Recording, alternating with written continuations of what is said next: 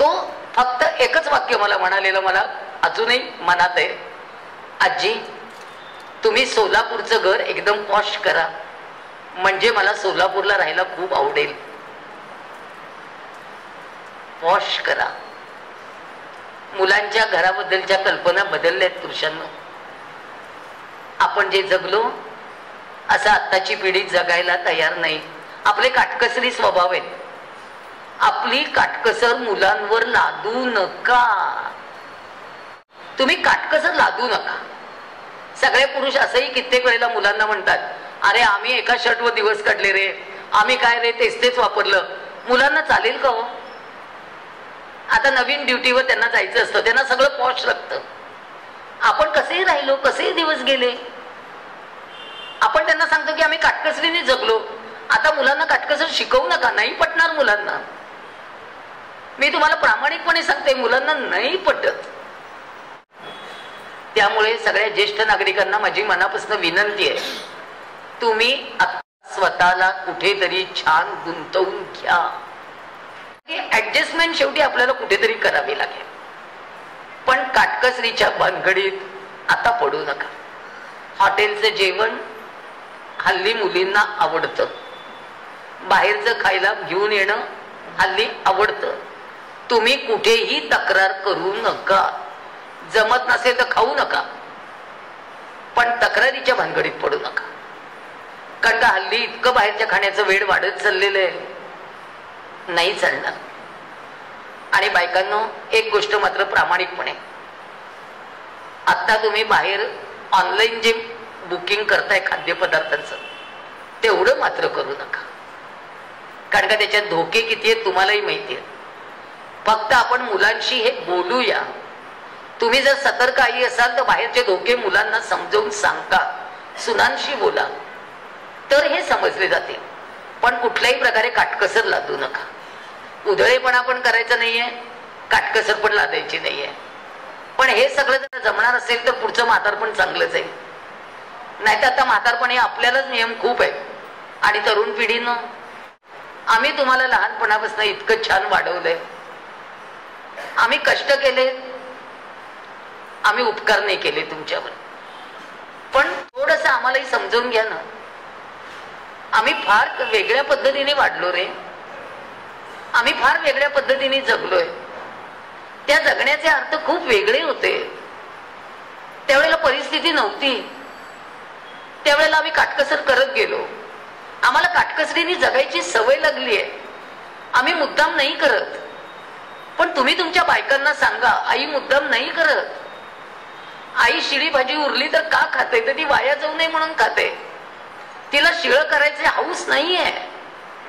काही गोष्टी तुम्ही मुलांनी बोला, बायकोशी बोला, तुमची परिस्थिती सांगा की आम्ही आता अशा पद्धतीने जगतोय. याचं कारण असं आहे की आमच्याजवळ पैसा नव्हता. थोडेसे पैसे असले की सुरक्षित वाटतं ग. माझ्या मिस्टरांची सर्व्हिस प्रायव्हेट होती. प्रायव्हेट नोकरीमध्ये फंड नाहीये, आम्हाला पेन्शन नाहीये, पत्रकारांना पगार नव्हते. आम्ही काटकसरीने जगलो. आता जर आम्ही काटकसरीने जग असं सुनेला शिकवलं, आता तिला पटणार नाहीये. पण माझ्या एकेका रात्रीचा, माझ्या एकेका दिवसाचा, माझ्या एकेका प्रसंगाचा अनुभव माझ्या मुलांनी घेतलाय. त्याला मी इंजिनियर कसं केलं ते फक्त मला माहिती आहे, त्याला माहिती आहे. त्याचे वडील 90 सालापासून आजारी होते, त्यांना संधिवाताचा त्रास होता. आम्ही ज्या पद्धतीने जगलो ते सगळं आम्ही आता सुनेला सांगू शकत नाही. पण मुलांची जबाबदारी आहे. मुलांनी या गोष्टी समजावून सांगितल्या पाहिजेत बायकोला. हे मुलांनी जर जरा समजावून घेतलं ना, तर पुन्हा आपलं म्हातारपण जरा बरं जाईल. आणि एक गोष्ट सांगू पुरुषांनो, सगळा दोष बायकोला देऊ नका. मुलाला वाढवण्यात तिचीच एकटीची चूक नाहीये. तुम्ही सुद्धा घरात थांबला नाही, तुम्ही घराला वेळ दिला नाही, तुम्ही घरात मुलांशी संवाद केला नाही, तुम्ही फक्त नोकरी करत राहिलात, तुम्ही पैसा आणत राहिलात. तुम्ही काही जण तर हुकुमशाही पद्धतीने घरात वागत राहिला, ती कुचंबत राहिली. तिला तिचा मोकळा श्वास घेता आला नाही तरुण वयात. आता तिला मोकळा श्वास घेण्यासाठी मुलांचं राज्य आहे. मुलांच्या राज्यात पण ती स्वतंत्र श्वास घेऊ शकत नाही. तुम्ही थोडासा मोकळा श्वास तिला घेण्यासाठी म्हणून दोघांनी मिळून काही अनुभव शेअर करायला नको.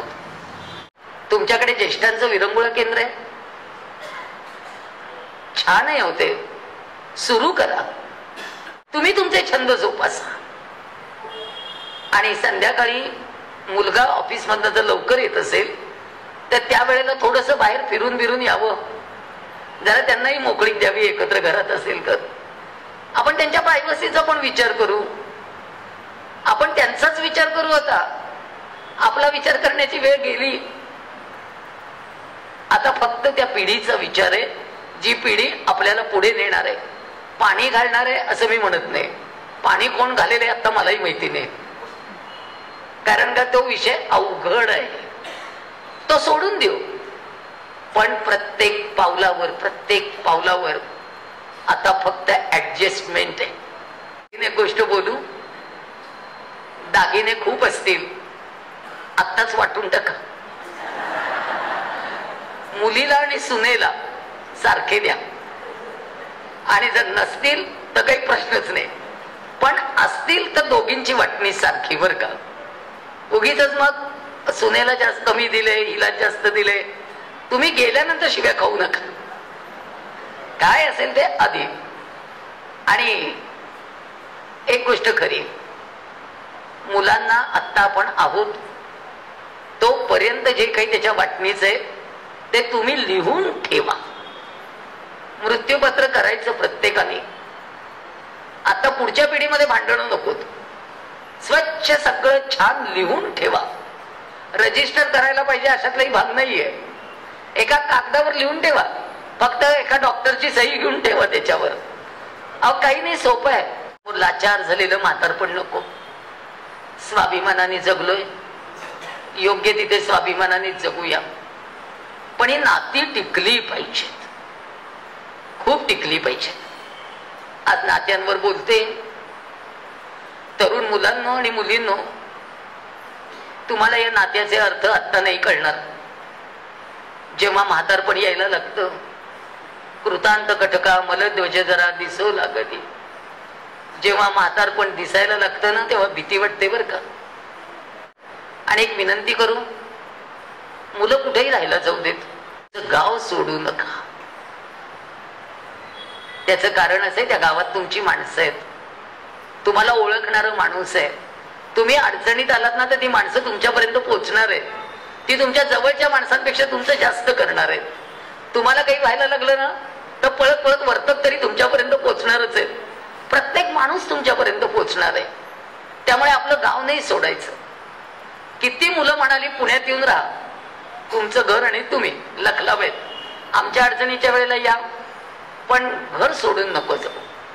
आज मी सगळ्यांना सांगते, आपली समोरचं ताट द्या पण बसायचा पाठ देऊ नका. हे बरोबर विवा शिरवाडकरांनी लिहिलं. माझा मुलगा त्याचे बाबा गेल्यानंतर खूप अस्वस्थ आहे. तो 42 वर्षाचा आहे, पण तो इतका रडतो की त्याचं रडणंच थांबत नाही. तो सोलापूरला आल्यानंतर यांच्या खोलीत बसून इतका रडतो. त्याला मी परवा म्हटलं, आशुतोष किती रडशील? आता 3 वर्ष झाली यांना जाऊन. तो म्हणतो, मी लहान असताना जर बाबा गेले असते ना तर आई फार बरं झालं असतं. मला त्यांच्या आठवणींचा एवढा त्रास झाला नसता. माझ्या मिस्टरांना एक फार चांगली सवय होती, पुरुषांनो, मुलांनी नमस्कार केला ना की ते त्याला मिठी मारायचे. मी यांना एकदा विचारलं होतं, आशुतोषने नमस्कार केल्यावर तुम्ही त्याला मिठी का मारता? तेव्हा ते म्हणाले, मला माझ्या हृदयाचे ठोके त्याच्या हृदयात ऐकू येतात आणि मला ते ऐकायला फार आवडतात. पुरुषांच्या मुलांविषयी असलेल्या संवेदना मला यांच्या आजारपणात कळल्या. ते इतके अस्वस्थ असायचे आशुतोषसाठी. ते जवळजवळ 7 महिने शेवटचे ऑक्सिजनवर होते. आम्ही घरातच ऑक्सिजन लावला होता. ते ऑक्सिजनवर होते तोपर्यंत मी म्हणायची तब्येत त्यांची ठीक होती, ऑक्सिजन मात्र रोज कमी पडायचं म्हणून लावावा लागायचा. ज्या दिवशी ते सिरियस झाले मी आशुतोषला फोन केला. तो पहाटे 3:30ला आला. गेट वाजलं नाही, दार वाजलं नाही, बेल वाजली नाही, पावलं वाजली नाहीत, तरी हे मला सांगतायत तो आलाय, जरा दार उघड. मी म्हटलं बाबा मला कसला आवाज नाही आला? ते म्हणतात नाही ग, माझ्या हृदयाचा प्रत्येक ठोका सांगतो ना तो कुठेतरी माझ्या जवळ आहे, मला अस्वस्थपणा आलाय, तू दार उघड. मी पहाटे 3:30ला जाऊन पुढचं दार उघडलं. आशुतोष बूट काढत होता. तो म्हणला आई तुला कसं कळलं? म्हटलं मला नाही कळलं, तुझ्या बाबांना सगळं कळतं. तो पटकन आत गेला, त्यांना जरा उठून बसवलं गेलं, नमस्कार केला. दुबळ्या दुबळ्या हाताने त्याला जवळ घेतलं, मिठी मारायचा प्रयत्न केला आणि त्या दिवशी हे गेले. गुरुजींनी सांगितलं आशुतोष बाबांना शेवटचा नमस्कार कर. तो म्हणाला माझ्या वडिलांना नमस्कार केला ना की मिठी मारलेली आवडते गुरुजी, मी आता स्मशानात मिठी मारू शकतो का?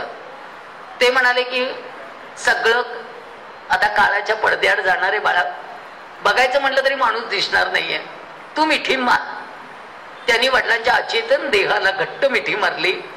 तशाही अवस्थेत त्यांचे 100 पापे घेतले आणि अग्निसंस्कार करताना आबाळाला पाजर फुटेल एवढा आंबरडा फोडून पोरग रडलं आणि घरी येऊन मला सांगितलं आई आज ठोके संपले, आज स्पंदन संपली. म्हटलं नाही बाळा, भारतीय संस्कृतीतली स्पंदन कधी संपत नाहीत. आजपासून तू तुझ्या मुलाला मिठी मारायला सुरुवात कर, तुला तुझ्या हृदयाचे ठोके त्याच्या हृदयात ऐकूच येणार आहेत. स्पंदनांचं संक्रमण आहे हे ठोक्यांचं संक्रमण आहे. एका पिढीने दुसऱ्या पिढीला द्यायचंय आणि ते देण्याचं काम आपण करायचंय. आपण संस्कार जपायचे, आपण नाती जपायचे. त्यामुळे सगळ्यांना नम्र विनंती, म्हातारपणी कितीही तुमच्या हातनं चुका झाल्या असतील, एखादं नातं मुद्दाम तोडलं गेलं असेल, आज सगळ्यांना फोन करून सॉरी म्हणून टाका. सगळी नाती जपा, नाहीतर पुढच्या पिढीला काका राहणार नाही, मामा राहणार नाही, आत्या नाही, मावशी नाही. तुमच्या पाठीमागे पडदा कोरा असेल. पडदे कोरे करू नका. जाताना तुमच्या पाऊल खुणा ठेवा. जाताना तुमच्या मनातलं वादळ मुलांसाठी शाबूत ठेवा. तुमचे संस्कार, तुमचं एकूण जगणं मुलांसाठी कायम आदर्श राहिलं पाहिजे. त्यामुळे आजपासून सगळी नाती जपा. प्रत्येक नात्याला असं वाटलं पाहिजे की आपलंय, आणि ही जर नाती जपलीत तर हे सगळं टिकेल. हा एकटेपणा कुणाच्याही वाट्याला येऊ नये बाबांनो. हा एकटेपणा अजिबात नको. यासाठी आजपासून आपण संकल्प करूया, नाती जपूया. आज नाती जपलीत तर म्हातारपण सुंदर आहे. तुम्ही छंद जोपासा, म्हातारपण सुंदर आहे. थोडीशी तडजोड करा, म्हातारपण खूप छान आहे. तडजोडीशिवाय जगता येणार नाही. आणि म्हातारपणात पांढऱ्या केसाचं वैषम्य बाळगू नका. ही शरीराची अवस्था आहे. मन मात्र अतिशय आनंदी ठेवून जगूया आणि जगणं सुंदर करूया.